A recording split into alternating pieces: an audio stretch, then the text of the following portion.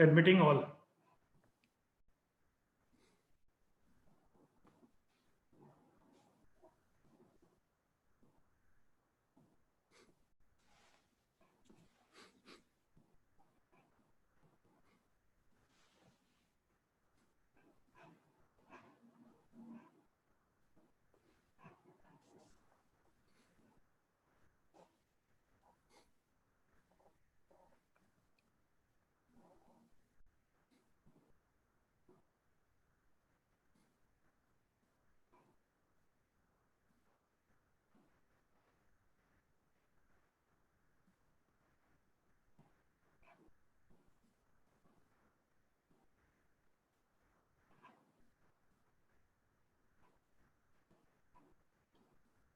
So good morning all. Welcome to the lecture by Michael W Streed on the role of police sketch artist during criminal investigation. And this session is going from now. Before starting the session, as we all know, whole world is fighting with the corona. So first I salute all the corona warriors on behalf of Sherlock Institute of Forensic Science, and also from the Sketchcorp Academy, USA, where the Michael is CEO. So welcome, Michael, for the session, and thank you for accepting our invitation for the session. Thank you for having me. Yeah. So I just tell a brief about the Michael. You all must have read about the Michael because he is a very popular man. So Michael is a retired surgeon and award-winning, internationally recognized forensic facial imaging expert based in Los Angeles, Baltimore, Washington, D.C. and metropolitan area.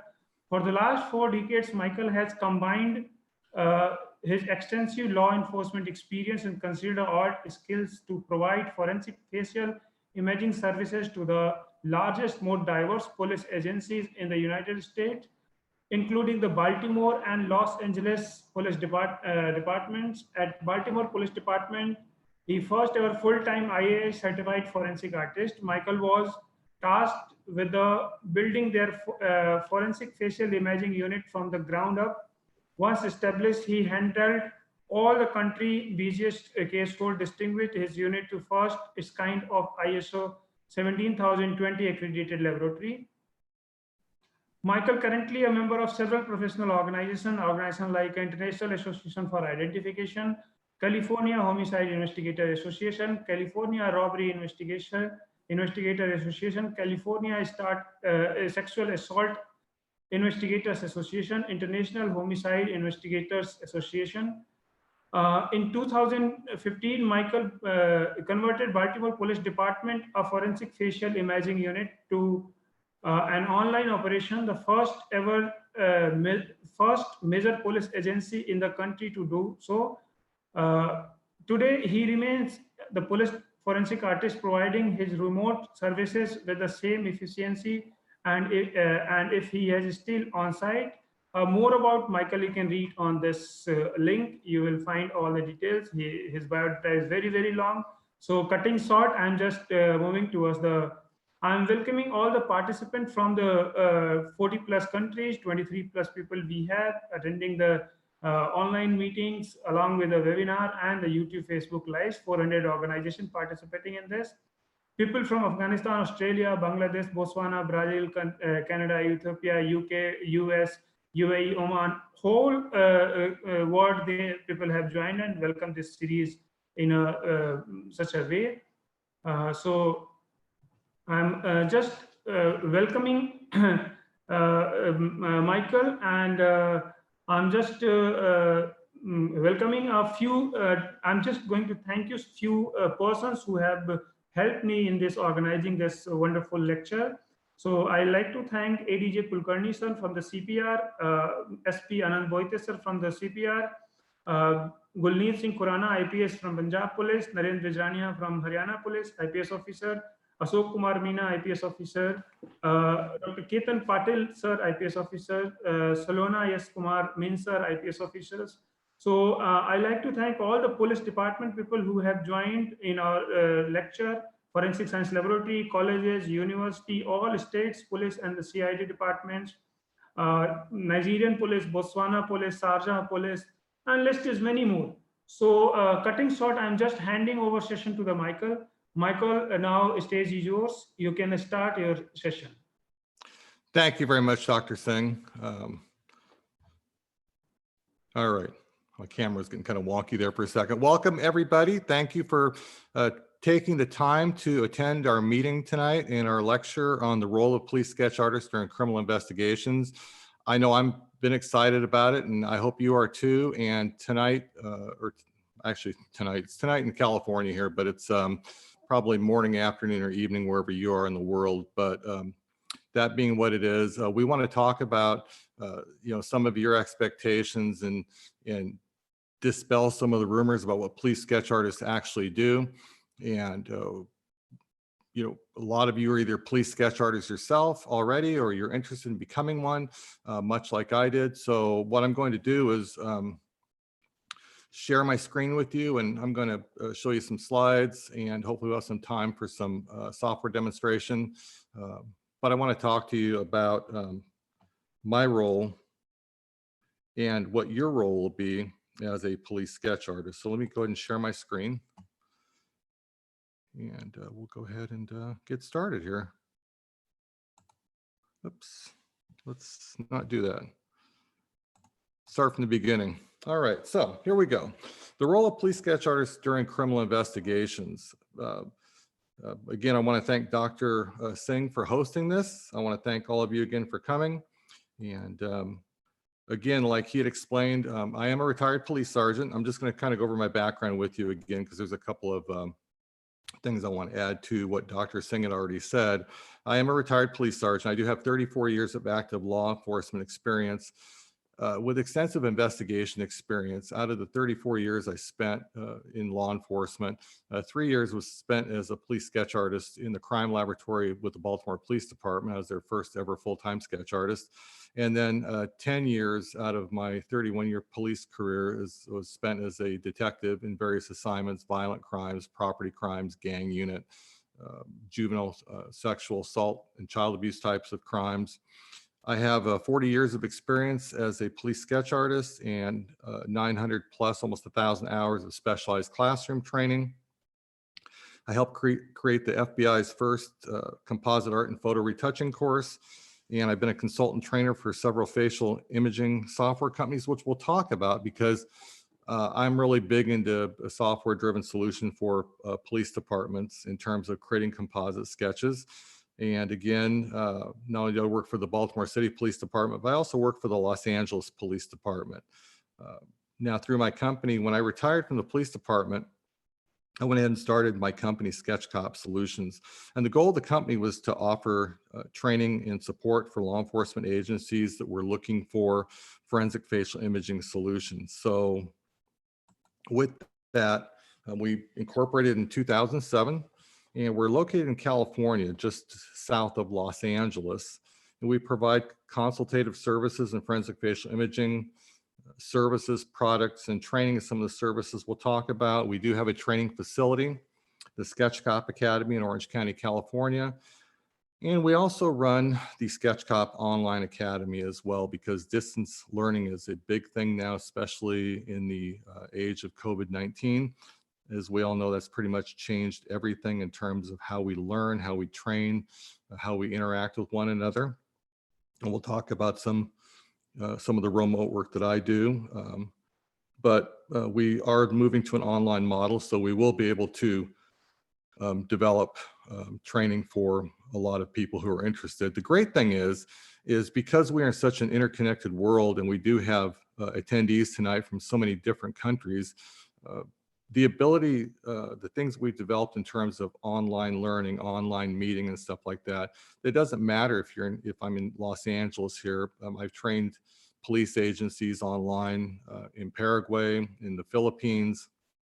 I've been to Ghana to instruct and to teach in West Africa. So as long as we have airplanes and as long as we have internet and such, there's no reason why we can't reach out and interact with one another and learn from one another. So excuse me.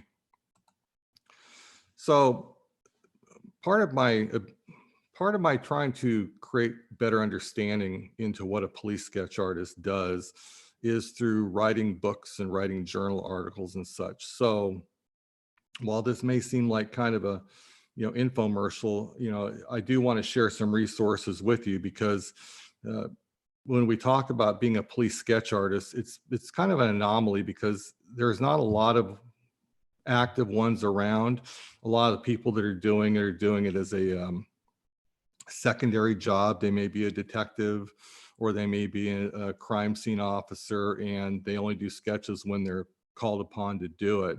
And because I spent so many years effectively being a full-time sketch artist, it was important for me to document some of my stories in terms of some of the difficult crimes I've handled, and hopefully by some of the difficulties I had to overcome, those that are coming into the business, I don't want to say won't have to work so hard, but you'll have some life rings or lifesavers to hang on to and such, and some ways to help you cross the through the weeds there, so to speak. And then, of course, because we're entering a digital age, and we're going to talk about traditional sketch artists versus digital sketch artists, it's important to understand the digital tools that are out there and how to create faces as a traditional artist using digital software, as well as a software-driven solution for creating facial composites. So SketchCop Drawing a Line Against Crime pretty much covers the history and the background of sketch artistry, and then goes into some difficult cases I've handled in terms of serial killers, serial rapists, some difficult eyewitnesses, and some difficult challenges interviewing children, older people, and such. So that's that. Also, we developed the SketchCop facial composite system software. You can see the laptop here with the composite here. We realized that that as we moved into a digital age, and composite sketch software isn't anything that's new or unique. They've had it since I first started in police work back in the mid 70s, if not earlier. But when they started digitizing it, we wanted to be at the forefront of it. And so, we're really heavily involved in developing this digital solution so we can increase the ranks of sketch artists, so to speak, or people that want to create sketches and such. So we've got that. Also, training is a big component of what we do through the SketchCop Academy at the W Institute in Orange County, California, just down the road from Disneyland. So we're close to the Magic Kingdom. But then, of course, we also have the SketchCop Academy online at sketchcopacademy.com. We do have some courses up there now, and some free resources and such. You want to cruise on over there and take a look and sign up while you're there. But again, all these years of experience and the opportunity to mentor under people has brought me here today to be with you, because when I first started, I needed somebody, and there wasn't a lot of classes, a lot of training, a lot of people willing to help when I first started, and I'm grateful. So it's an opportunity to pay back. But probably the thing I'm most excited about is part of being here with you online today is the relationship that we've built with the Sherlock Institute of Forensic Sciences with Dr. Singh. As you can see, the handshake graphic here and the arrows pointing and going around in almost a square or circle. We've entered into this relationship to be able to deliver services in terms of facial composites, post-mortem imaging, facial reconstruction, age progression, a one-to-one photo comparison and analysis, as well as some training in facial composites and eyewitness interview. Some of the stuff we're planning on doing in a collaboration together to bring that to your region in that part of the world. So I'm really, really excited about that. And this is really pretty much the way I see it is the jump off point is where, this is the first step in a long list of projects that Dr. Singh and I will be collaborating on and bringing to all of you here soon. So stand by for that. We'll be reaching out and get in touch and let you know about that as it develops and stuff. So I'm really excited about that. So tonight, our objective, like any training, and of course, this isn't a class, it's more of a lecture, but I want to at least try to set some parameters while we're here. So if we had to state what our mission is for tonight, what is our objective? And basically it's to make the attendees, yourselves, all aware of the role that police sketch artists play during criminal investigations and the value that they add as an investigative resource. I mean, there's so many things that we do, and there's so many things that I've done, and there's so many things that you'll find out that you can do as you go through this journey. Some of the things we want to talk about in terms of our learning domains tonight is we want to set the ground rules, so to speak, in terms of the way we use certain terms and definitions, the public perception of police sketch artists, as well as the media perception of police sketch artists. I'll provide you my expert analysis. We'll talk about the different types of forensic facial imaging that not only myself, but some of you who are listening in who are sketch artists already or forensic artists may already do. And some of you probably like I was, the more you learned, the more you wanted to learn. You conquer one area, you want to go tackle another one. And of course, I'll give you my final thoughts where I see the industry going, at least the way I hope it goes as well. And then we'll take some questions and part as friends and hopefully stay in touch. Hopefully that sounds good to you. I'm excited. So here we go. So first off, we wanted to talk about the terms. I use police sketch artist as a generic term to describe, what we do. That's why, when I started out as the sketch cop, I had to think of something that would describe what I did. People would always ask me, well, what do you do? I said, well, I sketch pictures of bad guys. Finally said, I wanted to go sketch cop. Okay, that sounds good. I'm a cop. I was a police officer at the time that sketched. So the name stuck, and here I am. But I'm, kind of old school in a way that I first started, like I say, 40 years ago, and everyone called someone who sketched criminals a police sketch artist. A group of folks got together and decided they wanted to elevate it, and because the work that they did was basically, and the work that we did, I should say, was forensically related and, had to do with the legal system, that they would call themselves forensic artists. And that was during the time that they were first recognized, and they're starting out a group with the International Association for Identification. So that name stuck. So you'll still hear police sketch artist. You may hear composite sketch artist or police composite artist, which is what they call us. It's our official name at the Los Angeles Police Department. We're police composite artists, a forensic sketch artist, and if you're in the Philippines, a cartographic sketch artist. I've been really, little sidebar note here. I always like to look up and see what people are doing in other parts of the world. I think I'm always, I've been, retired from police work in terms of driving around a police car for about 12 years now, and I still miss the job, and I still, love what I did, and I'm thankful to still be able to be part of the team, so to speak, by helping police detectives still with their cases and such. But I always like to look at different country police departments' websites and, read the police blotter, whether it's in India or Africa or, Japan or wherever. I always like to look at the police pages, look and see what type of crimes that there are out there. And, the circumstances are always the same. They may call it something else in terms of the name of the type of crime, but when you look at the elements of the crime, so to speak, they're, pretty much the same all the way around. And I always then after I do that, I start looking for the composite sketches that are drawn by different artists or different people from the different agencies around the world. And I find out that, we're all interconnected in the way that, a lot of agencies are using sketch artists, or they're using some sort of software driven solution to, create their composites and such. Some agencies don't use it at all. Some of you may not use it at all. Some of you may be listening in here to find out what exactly this is all about and how you can get started and how you can get your police department to do it as well. So I threw that cartographic sketch artist in there because I thought it was a pretty cool name. They use a software-driven solution in the Philippines. I found out in Tokyo, Japan, Tokyo Metropolitan Police Department has a squad of about 30 police sketch artists, which is probably one of the biggest sketch artist units in the world.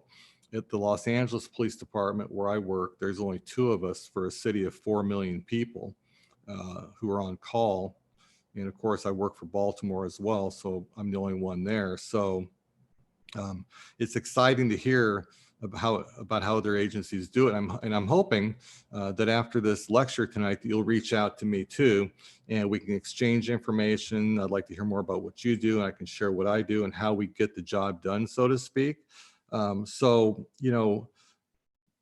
So tonight, just for simplicity's sake, I'll be using the term police sketch artist to describe any one of these. So if you are one of these, I call police sketch artists, I'm talking about you.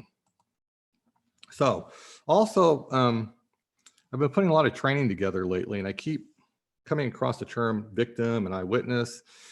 And I kept listing victim, eyewitness, victim. And I thought, when I start talking about this, I want to kind of put this to bed right away and say that when I refer to an eyewitness anytime tonight, I'm also talking about a victim, because a victim is always an eyewitness of some sort. If they didn't see the suspect, they might have heard them, smelled something, used any one of their senses to somehow bear witness to the crime they were the victim of. But an eyewitness isn't necessarily always a victim. So if I'm talking about an eyewitness, I'm talking about someone who's not only just a victim, but not a victim as well. So that way you don't think I'm forgetting about victims when I'm talking about doing sketches and such.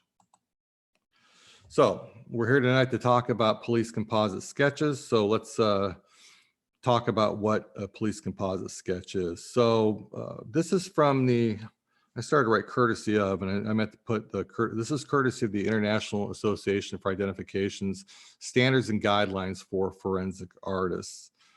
If you guys haven't thought about it, any of you who are already police sketch artists and you're looking to get certified, you can go to the IAI's webpage at www.theiai.org and look for forensic art certification and see if you have the necessary training and experience to take the test and get certified. Or if you're really interested in becoming certified and you're not quite there yet, you can start guiding your training and some of your work towards becoming certified. So I was one of the members of the first certification committees back in the 90s and such. And it's a nice thing to have to say that you're certified, especially when you go into court and such. So this is from the standards and guidelines. So the term composite should be used when referring to any facial or full body image of a suspect or person of interest assembled with the assistance of an eyewitness,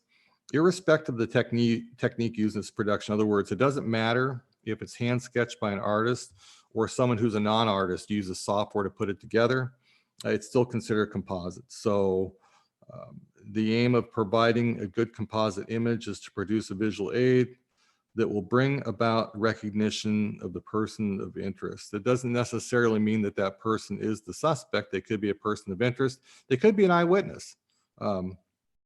So of course, here's the note here. The term composite means made up of various component parts or blended. So it's almost like putting together pieces of a puzzle, so to speak. Or simply stated, one of my mentors, when I asked him what he thought a composite was, he basically told me it was a graphic representation of a person's basic facial characteristics. Pretty much, you're trying to catch the generality of a person's face, and hopefully if you catch something that's special, it's something drawn. So now, when I first started out, we'll go back and tell a little story here. I didn't start out, I didn't consider myself an artist, so to speak. I mean, I wanted to be an animator with the Walt Disney Corporation and make Mickey Mouse movies. I was a cartoonist. I hadn't even drawn a human face. And I was hired by the police department, and I just like catching bad guys. I want to find another way to catch bad guys. So I couldn't figure out how to do it until I saw a composite sketch on the news one night. And so I called LAPD, the Los Angeles Police Department, talked to their artist, found out he was giving a class, took his class, loved it. I was hooked. Then I found an ad in the FBI magazine about a class they were giving in terms of they wanted to put a course together. So I applied and was selected and took part in this planning and got to go to the training. And so I just started hopscotching around the country, the United States and Canada, finding out who the best people were and studying under them. We didn't have online courses then. We didn't have distance learning. We had to get on a plane and fly and go somewhere and spend a week or two away from home sometimes.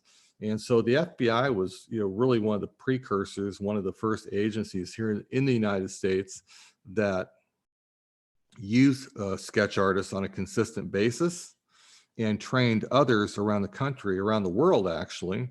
Unfortunately, they don't give the course anymore, but they train hundreds of sketch artists in their technique.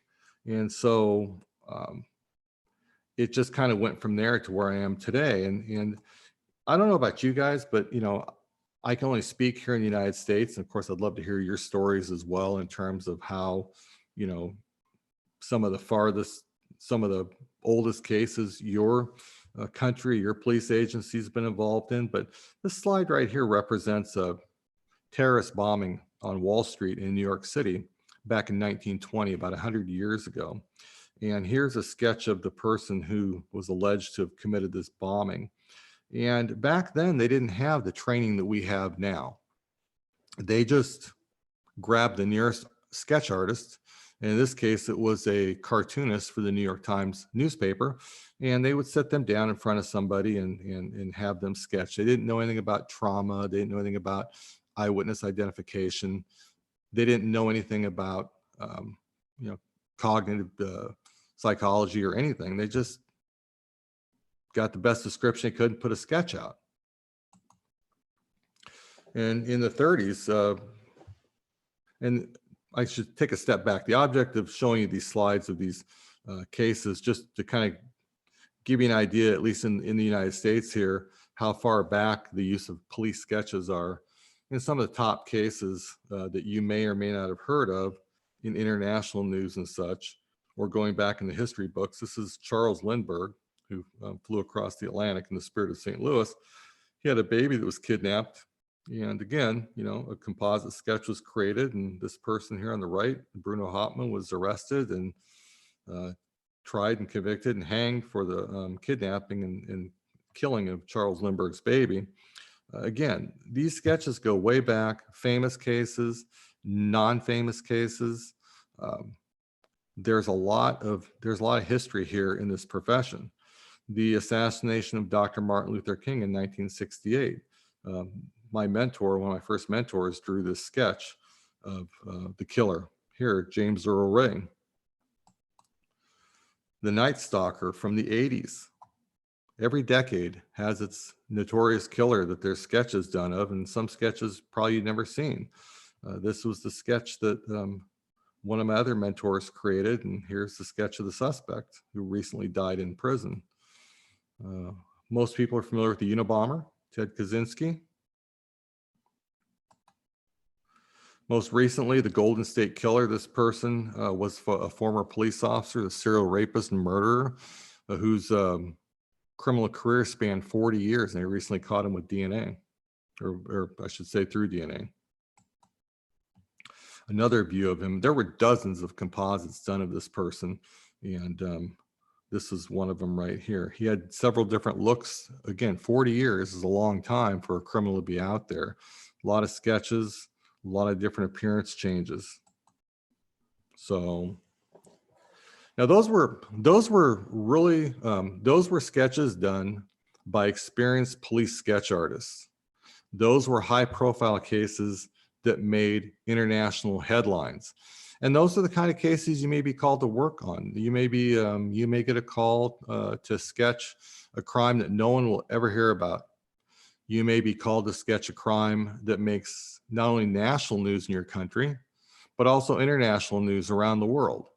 And there's a lot of pressure in those cases. And so, part of the misconception in terms of how we work and how this all works is that we work like fine artists, that we just kind of stand there at an easel and we leisurely draw pictures, we leisurely paint pictures. And in a perfect world, I guess that would be fine. But in my experience, interviewing eyewitnesses, I've interviewed people in the comfort of my office. I've interviewed them in the back seats of cars, in the back of restaurants. I had a victim choke me one night. I had another victim offer to sell me narcotics. I've had a woman tear a page on my sketchbook and scribble all over it, telling me how horrible an artist I was. I wish I had the luxury of drawing in peace sometimes, but this is a very fluid, dynamic thing that we're doing as sketch artists because we're dealing with people, and no two people are going to react the same. So you don't always have those peaceful moments like this artist depicted here that can leisurely just stand there and paint for pleasure. There's no pleasure in doing the kind of art that we do, because every time the phone rings or every time someone comes to get you to do a sketch, it's because someone's been hurt or someone's in distress. The media also, they spend more time these days making fun of sketches than they do urging you to look for somebody. And, it's partially our fault because sometimes we think that we have enough training and we don't always have enough training. I sketch every day. Every day, if I don't finish a drawing, I'm working on a sketch that I'm trying to finish and practice techniques on. So when that phone does ring, I can do the best job I can. So if you're not drawing every day, you should be. Making up a face out of your mind, taking a picture somewhere and copying it. I had a friend of mine that worked for the San Jose Police Department, very good sketch artist, and he said he draws every day. I've got other friends are artists, they draw every day, I draw every day. So it's like almost like going to the gym, except for, you're doing curls with like a 1/2 ounce pencil or stylus or something. You're just, putting pen to paper or pencil to paper and practicing. Now this sketch got the job done. An officer saw this sketch and thought of this guy and he was identified, but this person was just made fun of in the media. So they've gotten used to some of those old school famous sketch artists that were fine artists, that practiced, that had very good skills. And I think the expectations are too high. So I think in some cases it's up to us to rise to the occasion so we don't fall into this trap. Now, not picking on India here. India is really interesting because I have a lot of Indian friends, and I started looking up, doing some research into police work in India. And India is one of the few countries in the world that uses police sketches on a routine basis. They've got some great sketch artists there that have a lot of experience, have done thousands of sketches. They're famous in the media. But I think sometimes the media doesn't always get it right. So if you look at this 2017 Times of India article, it was titled "Police Sketch, not a picture perfect tool to crack all criminal cases." So they're already setting you up for the expectation that the police sketches they have no value as a crime fighting tool. However, if I were to reimagine that article myself, I would title it "Police Sketch, a picture perfect tool to crack criminal cases," because in my experience, people do a very good job. Eyewitnesses and police sketch artists do a very good job at the contributions to these investigations that they're called to work in. And again, like I said, I could tell you some stories, but we don't always work under the most optimal conditions. So what I want to do is I want to kind of go through here and talk about some of the points that they talk about here on about how a sketch is made. We'll go ahead and get started. So the first point that they made was that police sketches are used in cases where there's a lack of other evidence to identify suspects and murder victims. And that's true. And you know that they believe that that's true because of the Indian police doing so many sketches and putting them out in the news media. They really know how to use sketches. They don't get them and bury them in some case file. They put them out there in the Times of India. They put them out in the other news outlets and such. They treat them with the importance and the respect that they deserve. Because when you don't have any other evidence, and you've got an eyewitness, it almost demands and screams that you do a sketch. Even if there is evidence, you may want to do a sketch. It may be that you've got a fingerprint, you've got some DNA, you've got some tool marks, but it's going to take months, to analyze that or keep running the evidence for matches in the fingerprint system or the DNA system. It would be better to put out a sketch and have someone give you a name of a suspect and then do a one-to-one match. It would be to wait. So police sketches are not only used in cases where there's a lack of evidence, but again, where there is evidence. Number two, it's after an FIR, first information report, is registered and the need for the portrait is determined. The station house officer sends a request to the State Crime Records Bureau director to request a sketch. So the first information report would be if your patrol officer goes out and takes a report from a crime victim, like a robbery or something like that. Then again, the inspector thinks it's worth doing a sketch and they get the ball rolling and such. So it seems like an onerous process. It should be the detective that requests. I mean, if they think it should be done, it should be a less labor intensive process, but it is what it is. But thankfully they do have a process in place for doing them, and other agencies have similar processes and such. So but we want to encourage and make it as easy as possible. If you are a decision maker and you're attending tonight or today, you want to make it as easy for the detectives and your investigators to make a request for a sketch. So now the witness is going to sit with the policeman or police officer, police person, to assist him or her while drawing the portrait on the software called the CPBS, which is the color portrait building system, which is a widely used composite system there in India. And this software program is a palette with about 3,800 sample images, noses, eyes, hairstyles, things like that, which make it simpler to draw the portrait. Yeah, it seems like it'd be easier to draw or to create a composite, software-driven composite, when there's a wide sampling of images and such, but sometimes less is more. Sometimes having less images but good software editing tools is important. And the witness is asked to describe specific facial features like round noses or thin eyebrows. And this is what, whether it's a software-driven solution where you're using a software system like the color portrait building system or any other ones, it's going to be important to do a good interview. Interview is what is the most important thing you'll do. People talk about, how well they draw, how computer savvy they are, but you have to be a good listener too. You have to be a good interviewer to be able to get the right information to create the sketch. Otherwise, it just becomes one of your drawings. So the sketch created using options in the palette. The more tools you have to refine the sketch, the better. And it usually takes 3 to 4 hours to complete a portrait. I'm not quite sure where they got that time down from, because in my experience, I usually take an hour to an hour and a half. People are busy these days, and they're going to school, they're working, they have short attention spans. You have to be able to get in and do the sketch as expediently as possible. 3 to 4 hours to me seems to be a long time if you're using a computer system and all the parts are already created for you and you're just putting the parts together. 3 to 4 hours, the victim's going to get tired. They're going to want to go home. They're going to want to eat and such. So I've heard sketch artists say that they spend 4 to 5 hours. And, these are concept sketches out of someone's memory.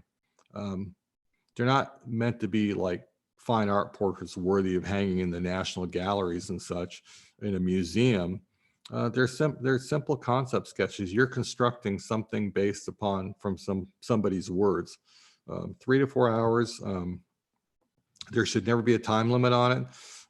But if you're having trouble with somebody, maybe break that 3 or 4 hours up to an hour and a half one day and they haven't come back and finish it the next day. There's a lot of other things that you can do to maximize your interview. But again, that's for a later course in interview strategies and things like that. Because when you're interviewing somebody, there's a strategy to it. No two people are going to be interviewed the same way. You may have a structure set up for how you want to interview somebody, how you want to talk to somebody. But somebody comes in and they flip the script because they're highly traumatized, or they're not as traumatized as you thought they'd be, or they are really upset and they're crying a lot, or they're angry and such. So you have to kind of, change your strategy in terms of how you talk to them and how long you talk to them. But if I were to take that 3 to 4 hours, I would say, I'd spend a good 30 minutes building rapport and getting to know somebody. And again, this is one of those things in your role as a police sketch artist. The biggest thing you have to remember, your role as a police sketch artist is not about you. I checked my ego at the door a long time ago. I tell people, I'm working for you today. If I want to go home and draw pretty pictures, I'll do it off the job, so to speak, but for them, I'll draw it for them. I'm providing a service. I'm providing something for them, and I'll take as long as I need. I'll get to know them as long as I can. But again, if it starts wearing on through the afternoon or a whole day and stuff like that, then you have to kind of take a step back and rethink it and such. So we want to get the sketch. We want to catch the bad guy, but we want to do it right. I'll give you an example. I get a lot of sexual assault victim sketches, and the person's been kidnapped, they've been sexually assaulted, they haven't eaten, they haven't anything to drink, they go to the doctor, they have an invasive examination done, they take them back to the police station, they talk to the detectives, they've been awake for over 24 hours, and then they drop them in front of me and I have to sketch them. Now, am I going to keep them another 3 or 4 hours? Probably not. So just keep in mind, the role we play. There are many. But being a good listener and being an active listener is one of the biggest things to remember that'll make you a successful sketch artist. So that being said, what's my take on this? What's the Sketch Cop's view on the role of a police sketch artist? I look at what we do as being consultative. We're like a consultant. Most knowledge that police detectives have of composite sketches, if they're not a sketch artist themselves, is what is passed along to them from other detectives, from other police, their own experience with sketches. They don't necessarily need to know, or a lot of times they don't even want to know how you do it, how it gets done. They just want it done. But sometimes in your consultative role, as a police sketch artist, you're going to want to provide some expert opinion. Now, you don't necessarily have to be a police officer to be a police sketch artist and be a good and successful police sketch artist. Some of the best police sketch artists I've worked with are not police officers. They were people who were artists who liked people, and they worked really hard to develop this skill. And, there's things that every one of us has an expertise and we know better than the next person. And when we all come together and put that expertise together, good things happen.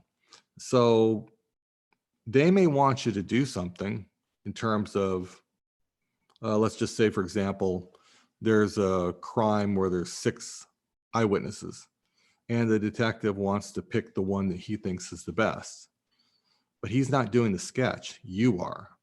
So you should be able to interview the 6 eyewitnesses and determine if you're going to use 1, if you're going to use all 6, if you're going to use 4. That's your expertise as a sketch artist and your role as a consultant. as an investigative resource. You may want to say, hey, you know, bring them all in, let me talk to them, let me select the ones I need and whatever, let me get you that sketch. You select the eyewitness. You may want to consult with them in terms of the tools and techniques that you use, in terms of, you know, is a pencil sketch going to be better than a computer software program sketch because the person has a tech phobia, they don't like computers maybe, you know, so what's going to be best for the case?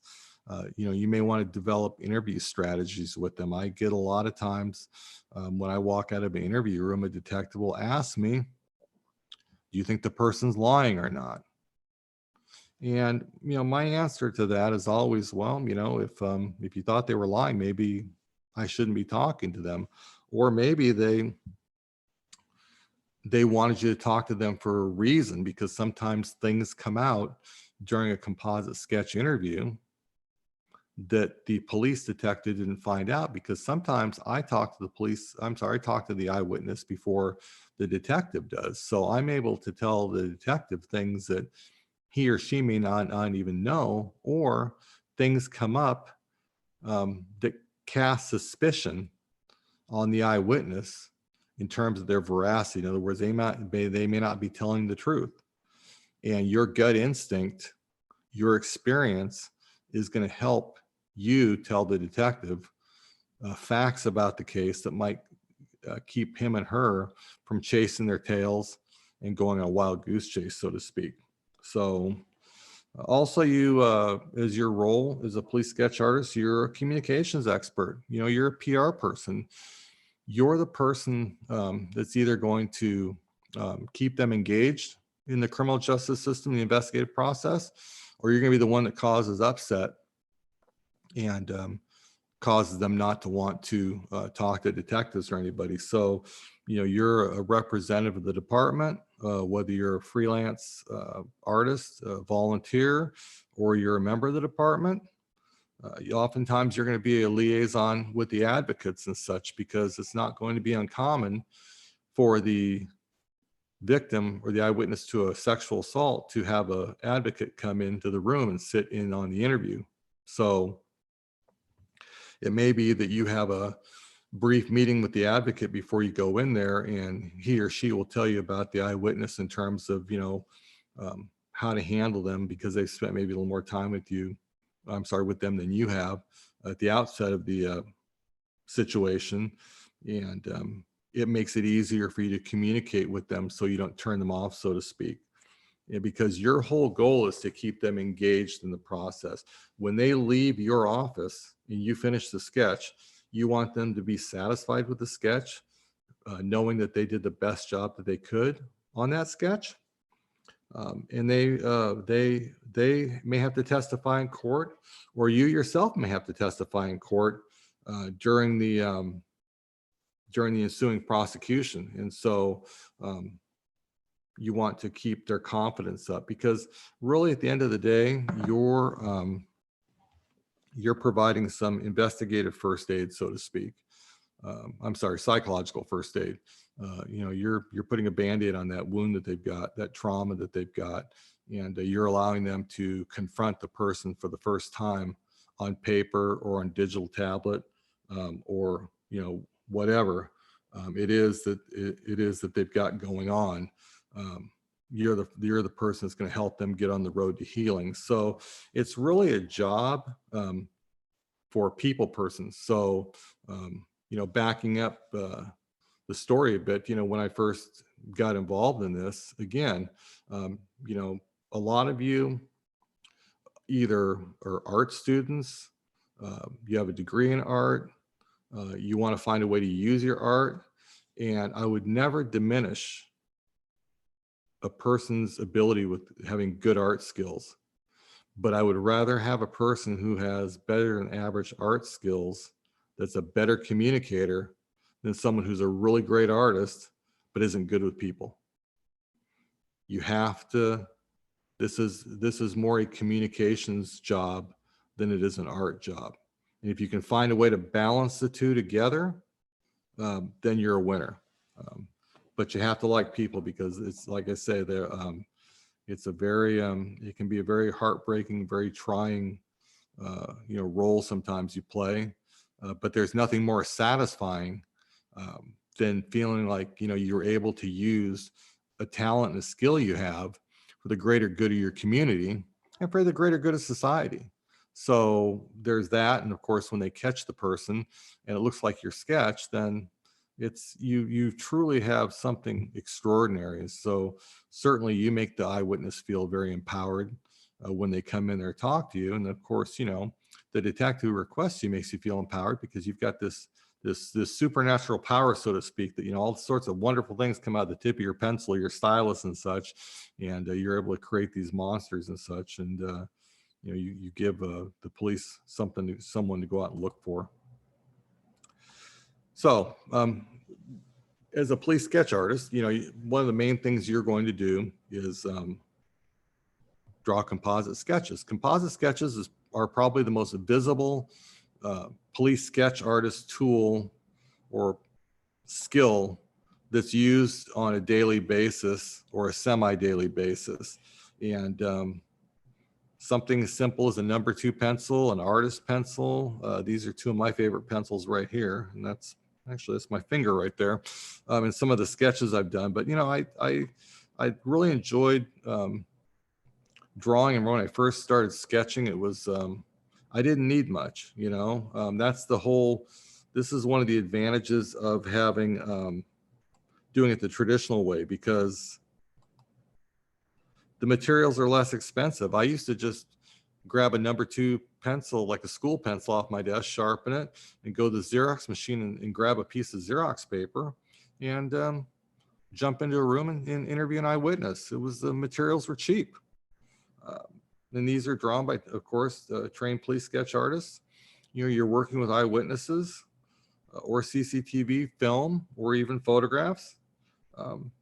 And they're effective. I mean, if you're still using a pencil, or you like to use oil pastels, or you like to use chalk, or you like to paint with watercolors to do your crime sketches, great. That's perfect. I would encourage you to do so. But again, in a digital age, when you talk about having to store a drawing, because back in the day, so to speak, before I went digital myself, I would draw a hand sketch, and I would have to give it to that person, the detective. That detective would have to book it into evidence. They'd have to tag it and fill a property receipt, make sure they made a Xerox copy of it, or take it to the crime lab to have a photograph taken. It took time. I actually had a detective one time on a weekend. I gave him a sketch and he said, I know this is going to sound pretty stupid. He said, but can you tell me I use a Xerox machine? I didn't think it was stupid. I mean, I don't think he just used a lot. He wasn't aware. And I appreciate the fact he asked me, but when you start talking about a digital solution, apparently I have to get rid of this. There we go. Okay. So now we're talking about a digital solution. Now you can, if you have a pen stylus, you've got, like, you can do color, you can do black and white, you can use oil pastel, chalk, pencil, whatever that computer software has within it, you can use. So you can see this this color sketch I made. And so all I have to do now, instead of giving it to the detective to have to fill out a property receipt and go downstairs or upstairs or somewhere to book the sketch as evidence and at risk getting lost, now you can just email it to them as a JPEG, bitmap, PNG, whatever file you prefer, and they can stick it in a digital vault where you store your photographs to maintain the integrity of the evidence of those images, or you can easily copy and paste it into a wanted bulletin. So you take the time between a digital sketch and a hand-drawn sketch, and you're changing the workflow and you're streamlining the workflow, so to speak. And like the traditional sketches, they're lead generators, again, drawn by trained police sketch artists using a digital painting software and a digital pen tablet or display. Again, you're working with eyewitnesses, you're working with CCTV film or still photographs. And to me, when I made the conversion to digital in 2015, it's been 5 years. I've been working with a digital medium to create my sketches and such. It's helped make me not only a better artist, but it's made me more efficient. And again, it's streamlined my workflow. So the job is that much easier now and gives me the opportunity to try techniques and things that just enhance the work. So no, some, smart aleck news anchor is not going to sit there and make fun of my drawings. I want drawings that are accurate, as accurate as the eyewitnesses can remember, using techniques that are going to cause the police and other people to want to go out and look for that person. I can take a good joke like anybody else, but I'd rather, have them not deface my drawing, draw mustaches on it and, cartoon word bubbles and stuff like that, because they thought it was funny looking or they didn't like the way it looked and such. And, a lot of times you're at the mercy of the eyewitness, which is fine because again, cognitive perception and such being what it is, things are going to look perceptually, spacing, spatial relationship wise being facial features and such. Sometimes the eyebrows can be a little bit more pushed together than they really are in real life, or the distance between the tip of the or the bottom of the nose and the upper lip and such is they're almost gonna be sitting on top of each other. And but you have to draw them how they seem regardless. But a digital solution really gives the opportunity to really expand your skills and such. And these are a couple examples of, for those who aren't familiar, but I think a lot of people are starting to pick up and use this, a graphic tablet. They come in a variety of sizes, 11 inches, as small as 11 or 10, 11 inches, all the way up to, I think Wacom makes a 32-inch behemoth model now that takes up half the room. They're huge, but you can draw directly on screen. You connect it to a laptop or a desktop, and you can use it as a secondary monitor. But the cool thing is you can draw directly on screen. So you see what you're drawing real time, so to speak. Pen tablet, it connects to a computer, it's portable, it's a lot less expensive. It does the same thing. The only thing is as you draw on the tablet, you have to look up and look at your monitor. So you really have to work on getting a hand-eye coordination thing going, so to speak. So it takes some practice, but it doesn't take much. It doesn't take long. And so for a lot of people, if they have a big budget or the police department buys it for them, a big graphic tablet like this is great to have. Pen tablet, if your budget's a little bit lower and you just want to throw it in your laptop bag and go, then this is a great solution as well. They're getting to the point where both the less expensive version, the expensive version has over 8,000 pressure sensitive styluses, the precision at which they draw and such, and the software that they're using them with and such, make them both a great solution. Right now, I do a lot of remote work. So the great thing about remote sketch interviews is that the turnaround time is much faster, and we're allowed to we can call eyewitnesses any time of day, no matter where they're at in the world, and they can be anywhere, their office, their home. It's pretty much limitless. And so you're looking at the desktop of the system I use. I use either Zoom or Click Meeting, and you'll see the company logo there, and my screen share with the eyewitness. And of course, you can see a little picture of me like what you're seeing here. So that you have that that personal connection, so to speak. They can see, most of the time, most people have cameras on their laptops or phones and such. So I can see them, they can see me. So there's not that mystery and such. So I've been very successful at using this remotely. And if you live in a big country and you're like one of the handful of sketch artists, instead of sending you all the way across the state or all the way across the country, you can connect via Zoom or one of the other platforms out there and conduct a similar interview to what you do if you were on site or sitting in front of the person in an office and such. So now with smartphones and smartphone apps, it makes it easier than ever. A good majority of the sketches I do now are strictly on people's smartphones. Again, like I said earlier, people are busy. They don't always have time to meet you. They're always on the run. They're between classes. They're going to work. They got kids. They got, so oftentimes, they can download the web conferencing app, whether it's Zoom or whether it's the other one I use, Click Meeting, and they can bring it up on their phone. And even though it's fairly small, they're still seeing the same desktop as this one here. Same program, just a different medium.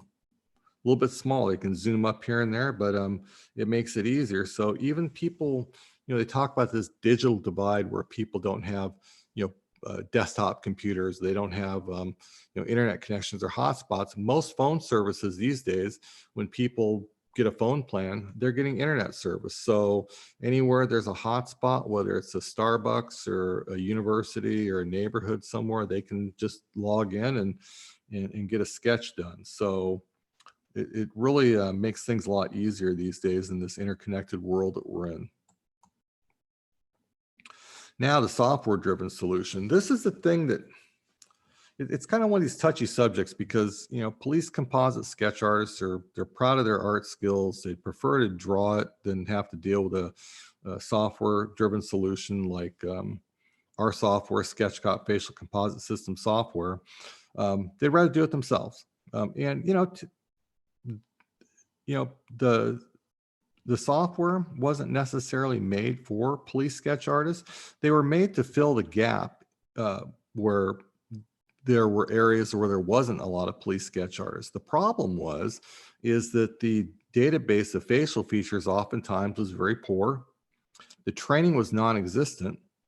So people didn't like using the software, or they didn't trust using the software.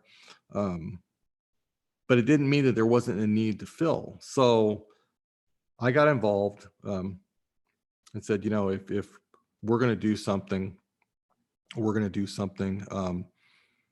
that's simple, direct, with an easy user interface that doesn't create, a lot of fuss for people to, create their own sketches. Because again, not everyone's an artist. Again, the artist would say, well, they can't do what I can do. And that may have been true 30 years ago, but these days with Photoshop and pen tablets and software-driven solutions, yeah, a person who's computer savvy, works really hard, who's not an artist per se, can create successful composites. So these are really important because people who may have marginal art skills or don't have any art skills but still want to participate and do something, they think it's kind of something that has a value they like to do, they can take the training and learn the software and create really good sketches and such. So the advantage with the software-driven solutions like the SketchCop Facial Composite System software is that they're cost-effective. You can train more people for less money than it takes to train a traditional sketch artist and keep them up on their skills. It's a 24/7 solution. So, when you're training a lot of people in your police department, there's no time that there's not going to be somebody on duty or available to use the software to create a sketch. And it provides real-time intelligence because everything is all about now providing real-time intelligence. They want to know now, what the they want to get the information, in their hand as quickly as possible. So I would say that a facial composite is every bit as good of intelligence, criminal intelligence, as is crime statistics or crime locations and such. So I think it's important as a intelligence tool. Plus, it reduces investigative cycle times. I mean, you want to use your time to work on, cases and use that, the money and resources and such for other things as well. So really, the more hands you can get this sketch, or the more people you get this in the hands of, they're out there, you increase the opportunity to identify and arrest the suspect, and again, save money by reducing that investigative cycle time. Again, here's an example of some facial composites using a computer. These are actual sketch artists. So you have the sketch here in the middle, and then you have some artists, forensic artists down in South America who actually built a similar sketch using the SketchCop system and then use some digital software to touch it up to make it look even more like a sketch. So this is, as a matter of fact, this is the desktop for our software program. And everything is on the user interface, easy to use. Your Eyewitness picks out a selection of facial features here, and you click on it and build a sketch here in the center. You've got your editing tools over here. You can go into an editor. You can create sketches in color, black and white. You can print them out. You can do a multi-view where you can do 6 different looks of a suspect. So it's easy to use. It's cost effective. And again, we can teach anyone how to use this. You can get various ethnicities. You can manipulate the features to make it look like whatever ethnic base you're looking for. And again, we're building the database all the time, so we're adding more ethnic parts to it, so we can create sketches from anybody around the world. And this is what I'm talking about. This is just basic sketch with the SketchCop software. And then if you take an artist who is flexible enough to want to use the software, they can use some of the digital tools and their art skills to push that composite even further and make it even look more like what the suspect looks like and create some satisfaction with your Eyewitness. You don't want your Eyewitness to walk out of the office saying, well, the sketch is close enough. That's the best that the database would do. That's the best that the sketch software could do. We want them to walk and say, yeah, that looks like the person who attacked me. So some of the other things a sketch artist will work on, a police sketch artist will post more images. Again, everything you'll see, lead generators. These things, these pictures, whether it's a sketch of a suspect, a sketch of a deceased person who's been a homicide victim, you don't know who what their name is. And we all know that most people are killed by someone they know. So the quicker you identify this person, the more likely it is to lead to a suspect. It's all about generating leads, getting that phone call, generating information. Created by an artist or a trained technician, someone with or without art skills. You can use photo editing, paint and illustration software to take a morgue or crime scene photo as a starting point to create. These are 2 different people. They're not the same people. But this is an example of a sketch I did of mixing a photograph in a sketch of an unknown deceased person.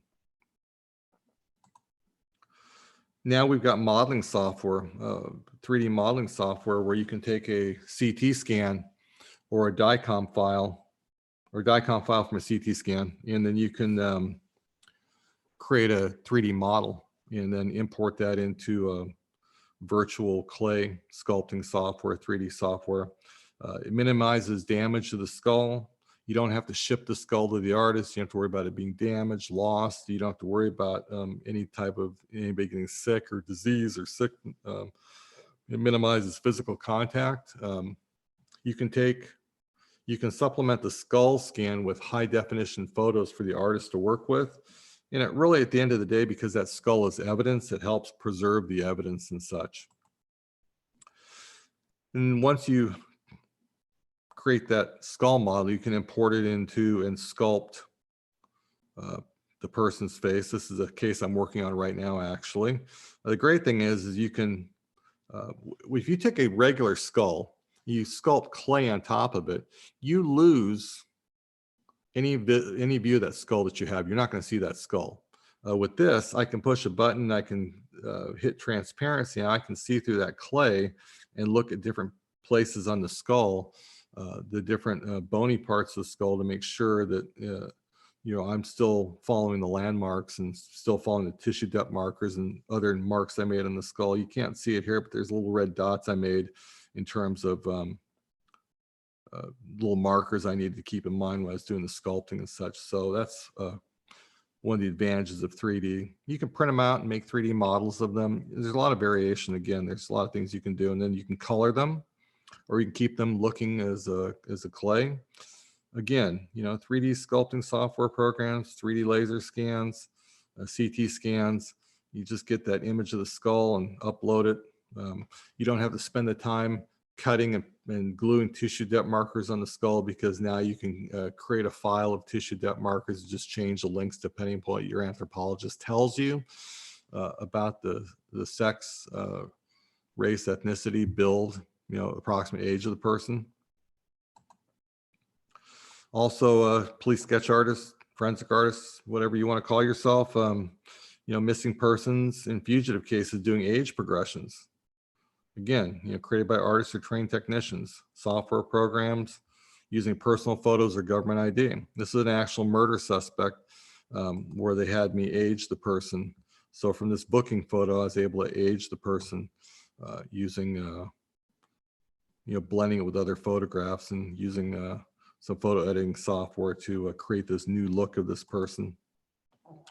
One-to-one photo comparison and analysis. This is where you're taking a picture of an unknown person thought to be somebody else, taking that and putting it against, comparing it next to the photo of the known person to determine if in fact is likely they're the same people.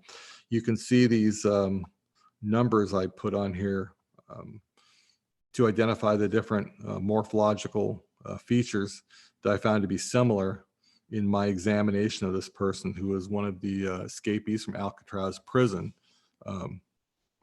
So that's another thing that it's more technician driven. A lot of fingerprint experts do this. A lot of other types of examiners who are used to looking at detailed images and such get training on how to do one-to-one photo comparison and analysis. And this was a lecture I gave with the support of Dr. Singh a few months ago there in India at one of the trainings they were having on the photo comparison and analysis.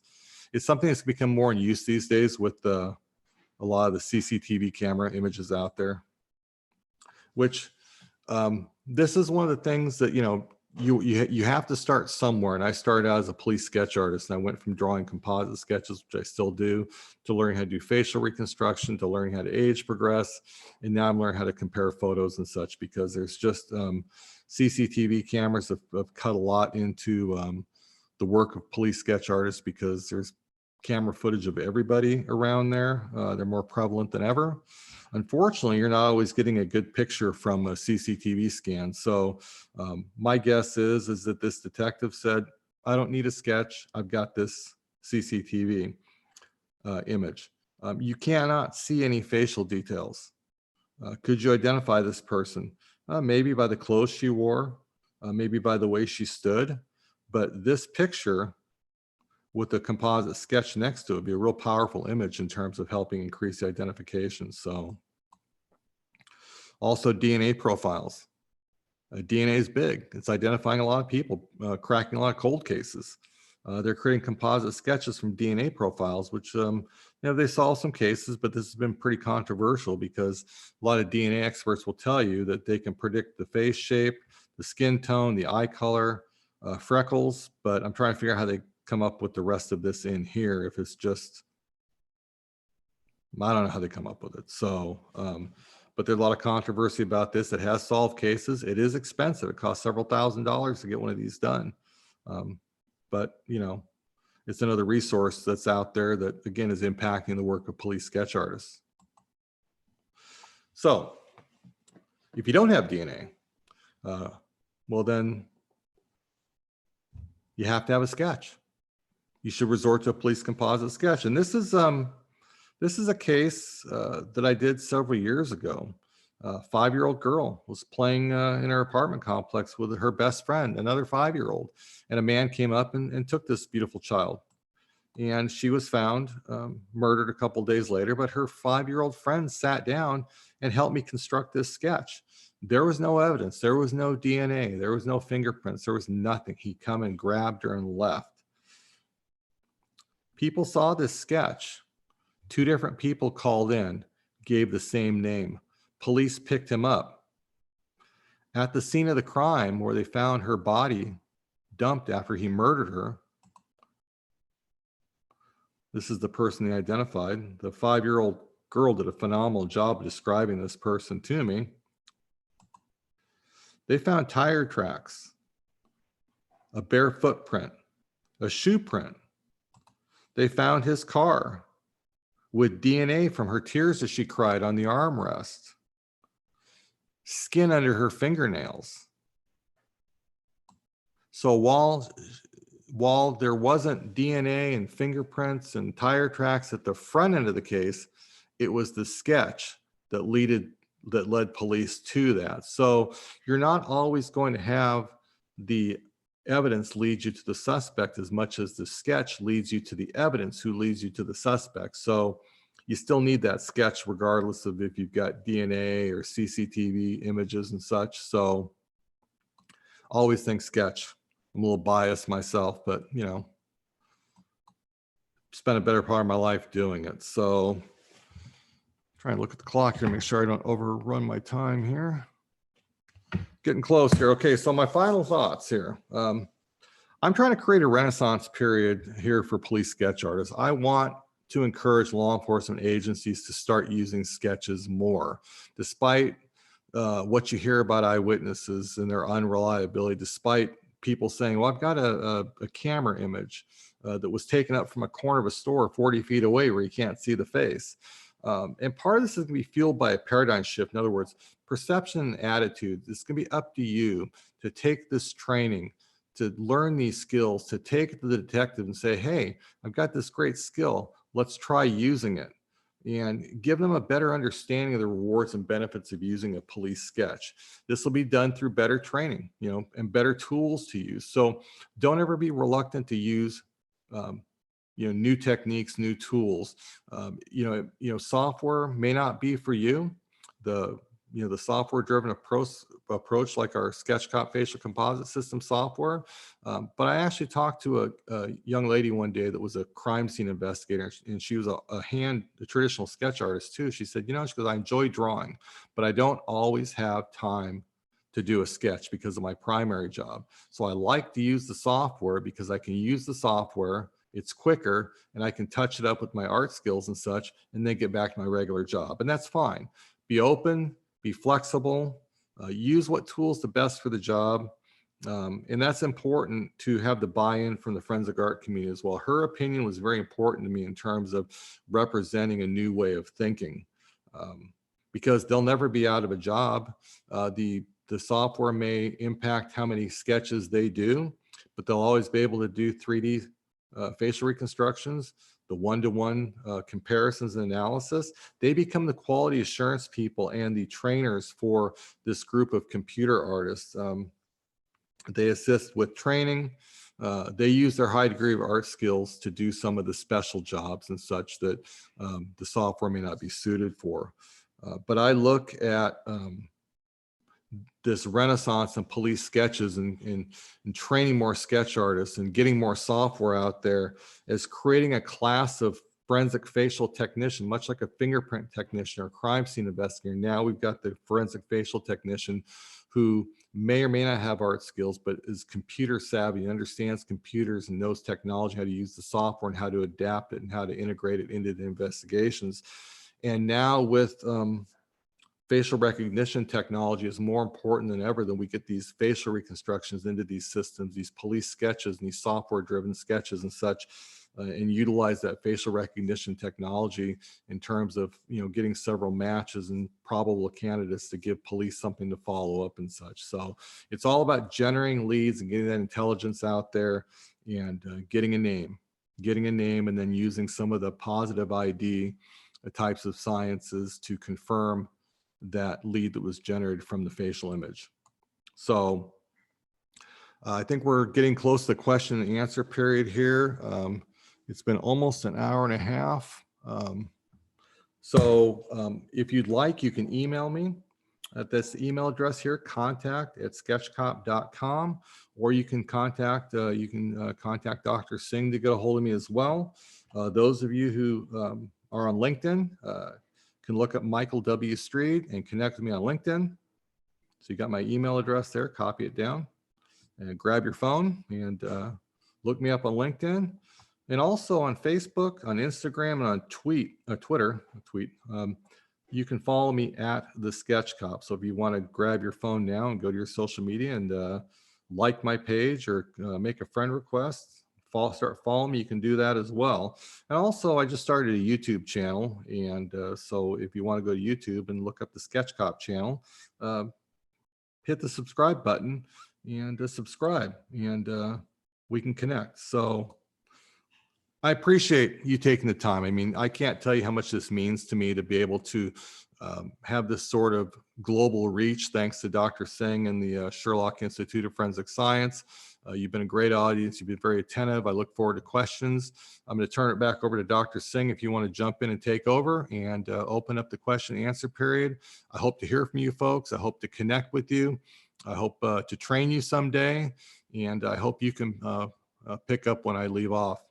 So thank you very much. Yeah, thank you so much, Michael, for taking a wonderful session, and definitely the audience has benefited from such a wonderful session. So I'm just going to take a few questions from audience, those who wants to ask a question. They have a question, they have raised a hand also. So I'll take one by one question, because it's very difficult to take all the questions, but I'll try to take maximum questions, so that we can have a good discussion. I have all the time you need. We have, as per the timing, we have like, we do not have much timing, but I'll try to take maximum questions. Okay. So the question I like to take from Avichal Sinha. I'm just going to unmute you. You can ask your question. First of all, thanks a lot, Dr. Ranjit and Michael, for this wonderful session. And my question is, I am into legal consulting, so my perspective is from the legal side. How far it is critical to classify this police sketch into substantive or corroborative evidence? Because, so that it is evident that the accused has, is the real culprit, and he does not walk away after committing the crime. Yeah, that's a good question, because I have only, in 40 years of doing this, I've probably only testified less than a dozen times. And most of the time, what will happen is, if a sketch goes to court, and if it looks close enough to the suspect, the defense attorney is going to want to just stipulate to the fact that that probably looks like the suspect, and keep it out of the jury, because if the jury is allowed to see it and see how close it looks like the suspect, then it's more perilous for him in terms of a guilty finding. So they have a tendency to rely more on the less subjective evidence, like fingerprints and DNA, than they do a sketch, if that makes sense. Yeah, next question I like to take from c.cfe.kamal. So I'm just unmuting you. You just ask your questions.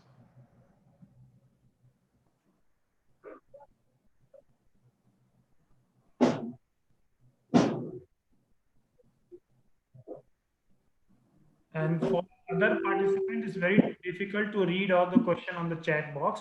So definitely, I'll read all the question in the meantime, and we'll try to write all the answer in a blog, so you can get all your answer. So, sir, question to you. I think he's not audible. So I'm giving a chance to Ritu.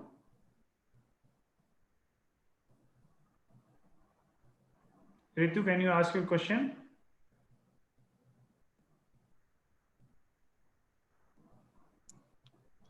Got some shy people here. Yeah. Vivek. Yeah. Hello. Hello. Hello. Thanks Hi, for your kind words and very informative lecture given by you. My question is, I am a professor of law. I want to know, what is the evidentiary value in the courts of law of these sketches?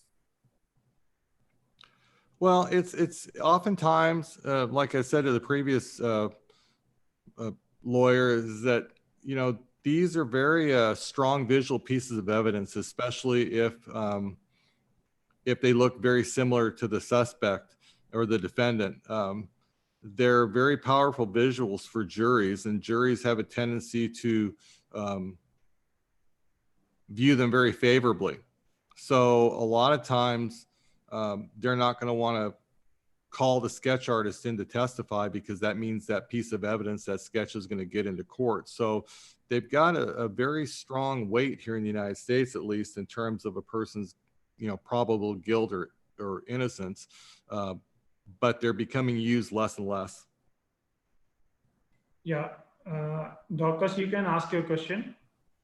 I wanted to know the age limit for which evidence can be taken from an eyewitness. Like in the case of the child, you were saying that the child was 5 years old.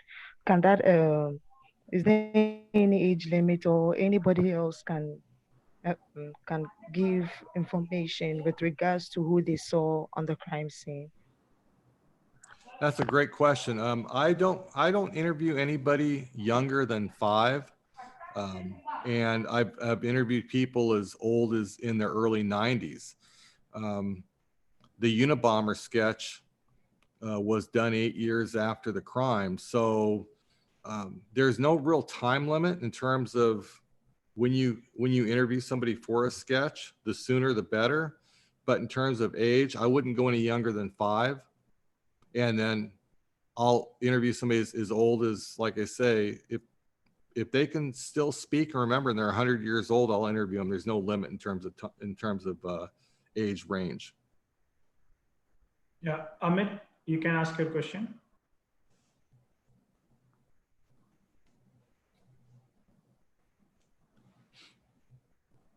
Joya Singh.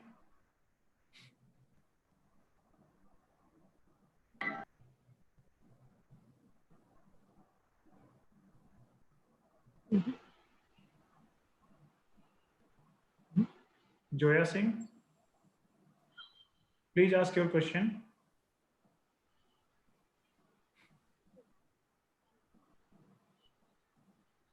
Hemant Kumar Panda, sir.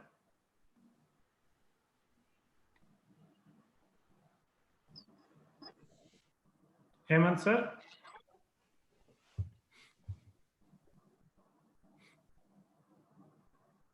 Michael, they are audible to you? No, I don't hear anything. Okay. Oscar. Okay, thank you very much, Mike. Thank you, Oscar. Yeah, my question is, what makes a good eyewitness? In our climb, not many people can actually give vivid descriptions. Are there public awareness trainings that can be shared? That's my question. Thank you. I think that I think that the people are better eyewitnesses than people give them credit for. We have to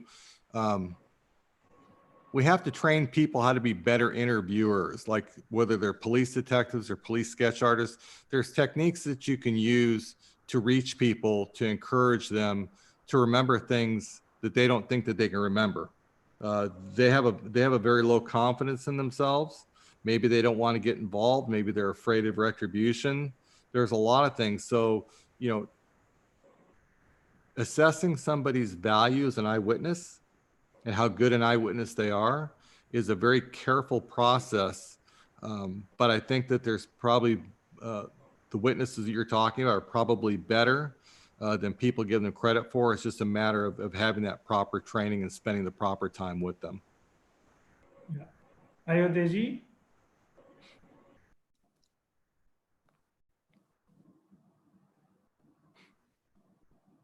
Dr. Aman Chaudhary. Can you hear me? Yes, audible, sir. Please ask. Okay. I have, first of all, I would like to thank you for such a great lecture which you have given, Dr. Ranjit and Dr. Michael, you have arranged.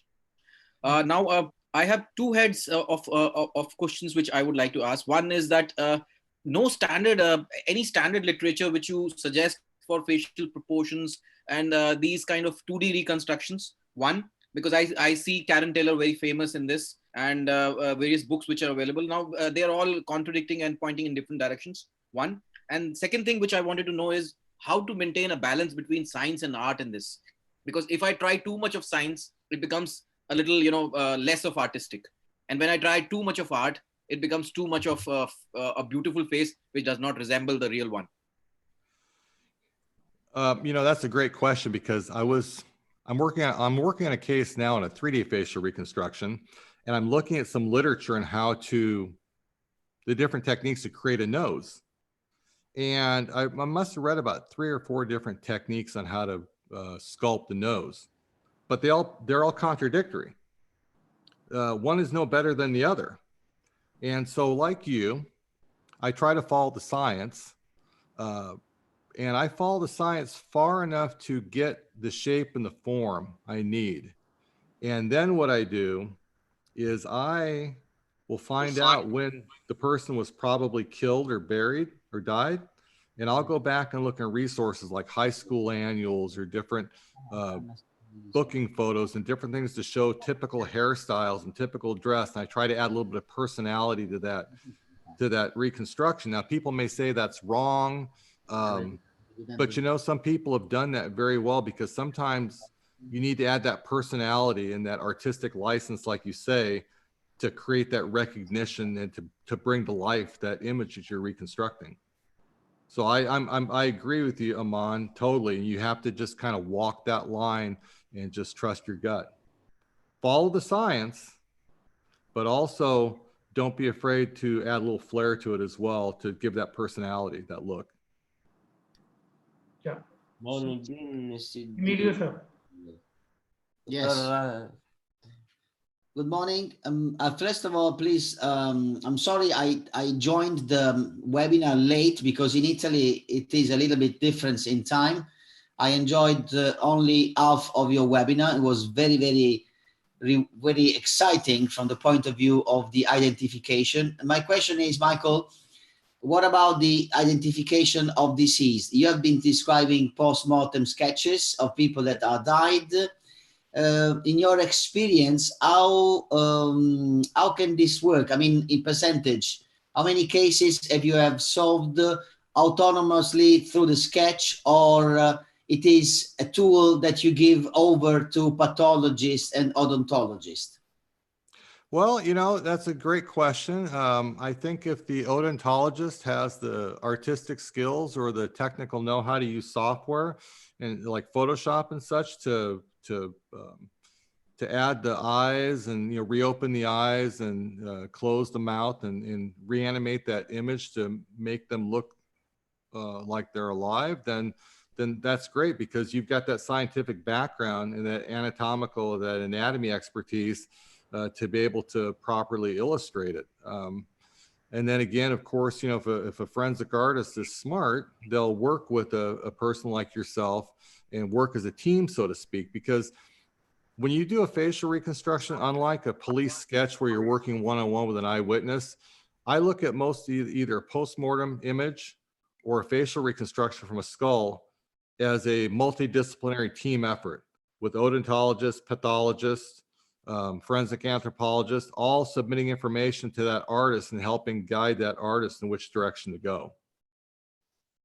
So, and I think, Michael, what about, because we have cases that from our side of odontology, we have cases where we have been able to recognize some missing person using the front teeth as with particular features. Sometimes we ask for selfies or portrait pictures. In your experience, have you faced situations where the cases were solved through the dental features of a smile, let's say? I have not, but I'm always careful to make sure I show any unusual dentition or any unusual like a front chipped tooth. I want to make sure I open up that mouth, and if they have a diastema, to be able to show that.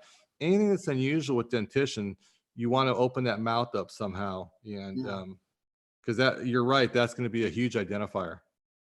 Thank you very much, Michael. Thank you very much, Doctor. Yeah, as we have a time, we have a close to the time, but I like to take a last question from Dr. Sanjay Samron, sir.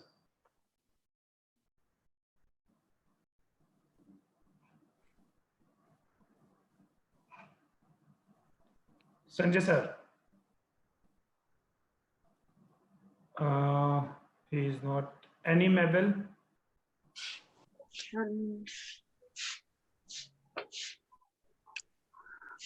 Yeah, please go ahead with the question. Thank you very much, sir. In my Yes. jurisdiction as a legal, I'm talking as a legal practitioner, and in my jurisdiction, you can take a witness of a child especially a child below the age of 14 years, may not be able to swear in, and without swearing such person in, the evidence given may not be tenable. Depends on the scenario, but there are so many few cases whereby such a child may be able to give evidence and it will be tenable. Now, if a 5 years old, if a sketch is based on the 5 years old description, how tenable can such be in the court? Like, what evidential value will he give? Because it may not work. I'd like him to expatiate more on that. How can we use it? Is there a way we can come in and tender it and it will help the case? Thank you. Sure, of course. No, and a lot of it is different from country to country, from jurisdiction to jurisdiction. But I think there's certain legal tests that they have in terms of a child's reliability, or their cognitive abilities to be able to testify as a witness. And one of the things I did not talk about is a lot of times, you know, I'll use people's words, and I'll also show them examples of photographs so they can select different photographs and such. I do that with children. I do that with adults and such. So their words are backed up by them selecting pictures that we put together like a puzzle as a template to create that final sketch and such. So I think that I don't think that there's a question of their reliability, especially if the person looks like the sketch or there's some other element of their testimony that leads them to the suspect. So I don't think you should be afraid to use children. If you don't, they just have to be very carefully questioned, examined, and prepared for testimony before they go to court. Yeah, and the last question from the Avril. All right. Hi, Michael. That was very nice. I wanted to find out with the digital software like CPBS, did they put into consideration the facial features of people in like African region? Because we have some African regions that, because I'm thinking about the viability of this software on a larger scale. So for example, if I want to use the CPBS in Nigeria, how efficient will it be? Did they put into consideration facial features of people in Africa? Well, I can tell you that in terms of the CPBS, that's a software that was developed specifically for Indian law enforcement. I can tell you that the software that my company developed, Sketchcop Facial Composite System, does have African American features that would probably do well in Africa in terms of factually representing different African types and such in terms of creating suspect sketches. So I think any software, whether it's the India's CPBS or our software or any of the other ones on the market there, they're only limited by the training of the person and the understanding of the technology of the person using it. So coming to the end, it was completely my pleasure to have a lecture from the Michael again. And in future, we are going to definitely arrange such more lecture and the training. Although we have a time limitation, that's why we are not able to take all the participant at a question. But my request to all the participants, you can write your question through the email by which you receive the invitation, the password, and the ID. And after reading all the question, we'll make a blog or a questionnaire, a frequently asked question. And I'll take all the answer from the Michael, then we'll publish on the web and share the link with you. Or we can make a video of that and we can share with you. So although we are in a virtually, thank you, Michael, once again for taking a session. But as per the things, I like to thank you for taking a lecture, and thank you all the participants from different country, police department, forensic science laboratory, university, students, and all for participating here. And I request Michael to accept a certificate for presenting this wonderful seminar, wonderful lecture. So, thank you, Michael. This is a certificate for you, although we are in a virtual, but thank you very much. As a actual certificate. Thank you, much appreciated. And I'm looking forward to all the exciting things we're going to be doing together. Yes. So all the registered participant, they will get their certificate within the week on your given email ID. If anyone is not able to get the certificate within a week, you can write to the same email. My request is only that you just wait for a week so that we can able to send certificate to the each and every individual. So thank you so much, everyone. Thank you, Michael. Thank so you. It will be like this only.